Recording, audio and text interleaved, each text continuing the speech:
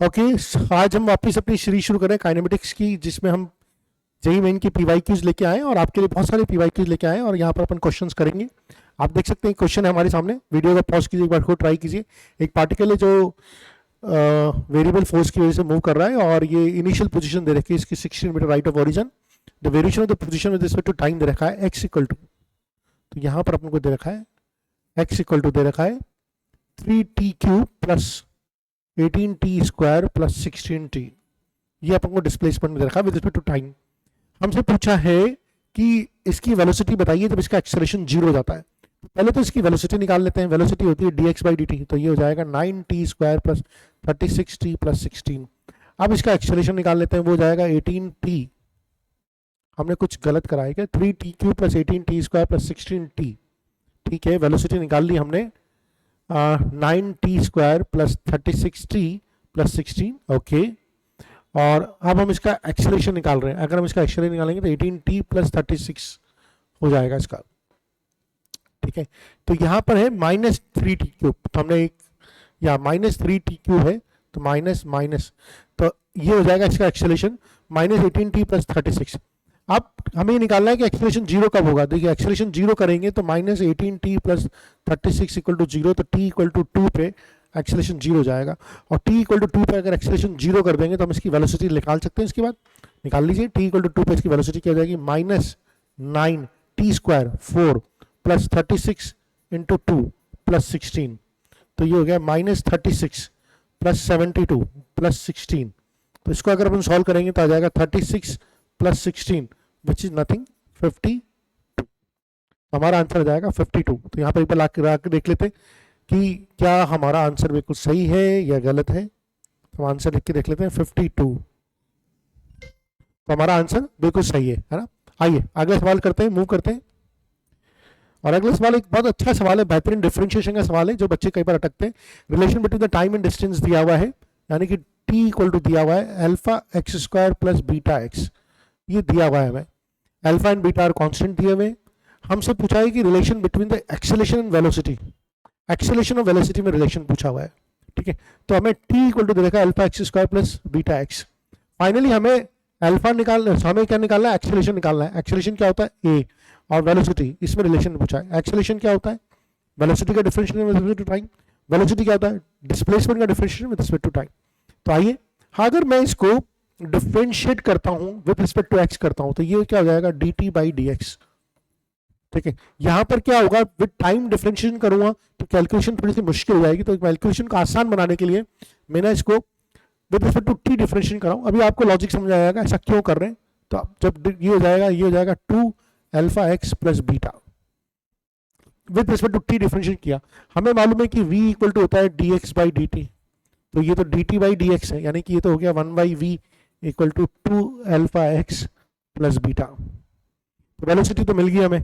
अब हमें एक्सेलरेशन निकालना है। एक्सेलरेशन निकालना है तो एक बार और इसका with respect to time differentiate कर देते हैं।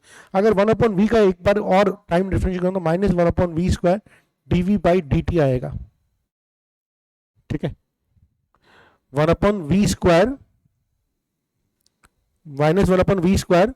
अच्छा, dv/dt हमें नहीं लेना है, हमें तो हमें dv/dx ही करना होगा इसमें भी। ठीक है, तो हम यहाँ पर भी यस, हम यहाँ पर विद रिस्पेक्ट टू एक्स ही डिफरेंशिएशन करेंगे, तो -1/v स्क्वायर। ठीक है, -1/v स्क्वायर, और मैं इसको करूंगा dv/dx, तो ये हो जाएगा मेरा। अच्छा ठीक है, वेट करिए। ओके, चलिए, चूंकि मुझे एक्सेलरेशन और वेलोसिटी में रिलेशन चाहिए तो मैं वापस इसका with respect to time differentiation -1/v square dv/dt।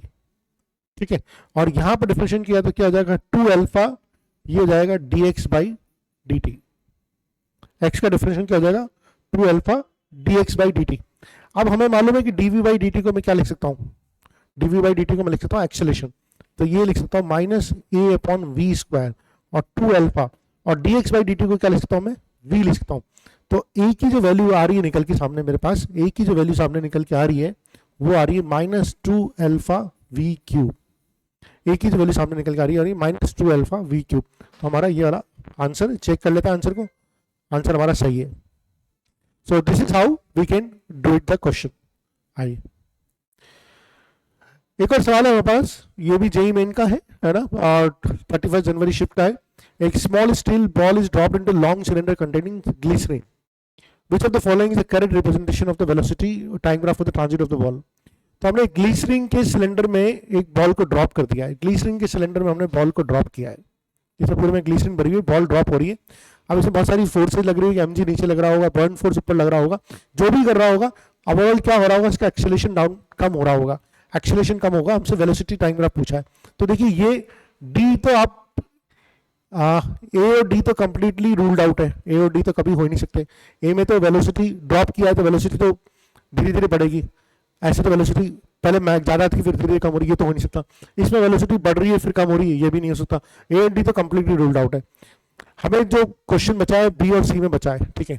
देखिए इसमें जो एक्सेलरेशन हो रहा है, जब बॉल नीचे आती जा रही है तो उसका जो एक्सेलरेशन है वो कांस्टेंट नहीं रह रहा, वो एक्सेलरेशन कांस्टेंट नहीं रह रहा, वो एक्सेलरेशन कांस्टेंट नहीं रहा, तो सी भी रूल्ड आउट है। हमारी एक ही ऑप्शन बचता है, वो है बी ऑप्शन है, क्योंकि बी ऑप्शन में ही एक्सेलरेशन डाउनवर्ड, बी ऑप्शन में ही एक्सेलरेशन कम होता जा रहा है। क्योंकि वीटी ग्राफ में अगर आप स्लोप देखोगे तो एक्सेलरेशन बताता है, और आप देख सकते हैं कि इसका जो कर्व है, इसका जो कर्व स्लोप का जो कर्व है, स्लोप जो है लगातार डिक्रीज हो रहा है, लगातार डिक्रीज हो रहा है, इसका मतलब है कि एक्सेलरेशन डिक्रीज हो रहा है। तो best option is B option, ठीक है। तो आप टिक कर देते हैं,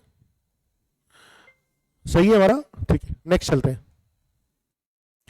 ओके ये वाला एक बार सवाल आप पढ़ के देखिए कि displacement and the increase in the velocity of a moving particle in the time interval of t plus 1 second are 125 meter and 50 meter per second respectively. The distance traveled by the particle in t plus 2 second is. Displacement and increase in the velocity of a particle, moving particle in a time interval t to t plus 1 are 125 meter and 50 meter per second. तो displacement में जो increase हो रहा है t to t plus 1 में वो हो रहा है 125 मीटर का, और वेलोसिटी में जो इंक्रीमेंट हो रहा है 50 मीटर पर सेकंड का इंक्रीमेंट हो रहा है, यानी एक सेकंड में 50 मीटर पर सेकंड वेलोसिटी बढ़ रही है। इसका मतलब एक्सेलरेशन कितना हो गया, 50 मीटर पर सेकंड। सबसे इंपॉर्टेंट स्टेप यही थी इस क्वेश्चन में, एक सेकंड में वेलोसिटी 50 मीटर पर सेकंड बढ़ रही है तो एक्सेलरेशन कितना हो गया, 50 मीटर पर सेकंड स्क्वायर एक्सेलरेशन, ठीक है। आप देखिए हमारा जो फॉर्मूला होता है nth सेकंड का, वो होता है S n equal to u plus a by two into 2n plus 1, लेकिन ये nth सेकंड की डिस्टेंस होती है, nth सेकंड का डिस्प्लेसमेंट होता है। यहाँ पर t प्लस 1 सेकंड, यानी कि यहाँ पर मैं एस एन प्लस 1 की जो वैल्यू दे रखी है वो दे रखी 125, और वो हो जाएगा u plus a by two into 2n plus 2 minus 1, या फिर इसको ऐसे भी लिखता हूँ u plus a by to 2n plus 1, ठीक है। और हमसे पूछा है t प्लस टू, यानी कि एस एन t प्लस 2 दे रखा है, वो हमसे x मान लीजिए, हो जाएगा u plus a by to 2n plus 4 minus 1, या इसको ये भी लिखता हूँ u plus a by to 2n plus 3, ठीक है।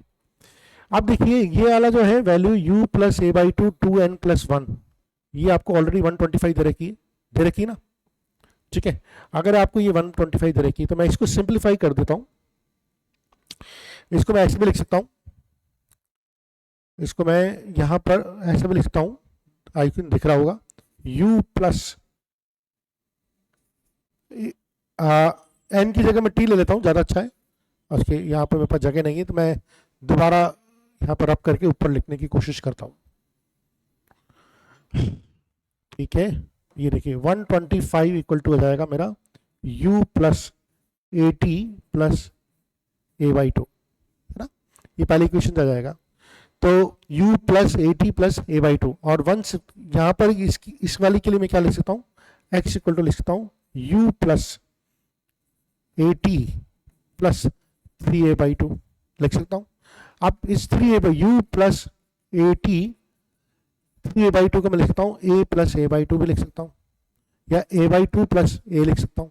u plus A T plus a by to की वैल्यू ऑलरेडी दे रखी 125, है ना, और a की वैल्यू दे रखी 50, मैंने बताया था a इक्वल टू 50 है। सो 125 प्लस 50 ये हो जाएगा 175, ओके। तो हमने गलत आंसर टिक कर दिया था, 175 हो जाएगा, ठीक है।